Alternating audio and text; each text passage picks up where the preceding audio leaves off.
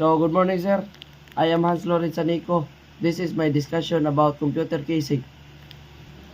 So, the computer casing, the casing of a computer, also known as the computer case chassis or system unit, is the enclosure that houses most of the hardware components of a computer.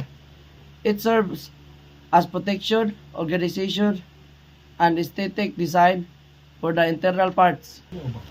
So, ang computer casing, sir, nag-serve na siya as protection sa motherboard, sa mga hardware na nasod sa ilawom, like sa monitor.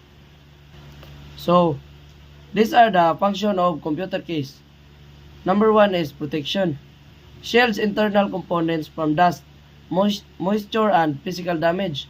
So, from the word protection, sir, it helps protect the hardware inside the casing, and para dili na siya masudlan og mga abog, sir, kay if malukob na siya kabog niya samot dili malimpyuhan, mag-cause na siya malfunction sa imuhang unit.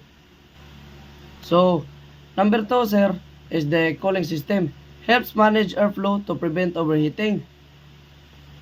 Often includes fans or liquid cooling. So, gamit kay siya ang kanang cooling system, sir, kay maka-help siya sa imuhang CPU o mga hardware nimo na dili siya overheat. So, number 3, sir, organization.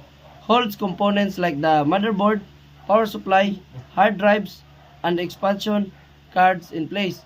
So, the organization, sir, mo na siya, ang iyang purpose ani, sir, is to kanang iyang hapsayon ng like mga wire, sir, nga like na siya iyahang nga butanganan ya, sa lahi na sad na sa dire para dili siya hugaw tanawon. So, number 4 is aesthetics. Comes in different designs, colors, and lighting features, especially in gaming and custom build PCs. Like example, sir, para ng mga gaming, like ang ilahang kilid ana kay which is clear na. So ila butangan og LED to make the design aesthetic. So there are 4 types of computer cases, sir. Number 1 is tower case, used for desktop, available in full tower. So kani siya nga tower case, sir, which is dagko kay ni siya, especially used ni siya, sir, sa kanang mga high-end na nga mga kuan. So number 2, desktop case, lies flat on a desk with a monitor often placed on top.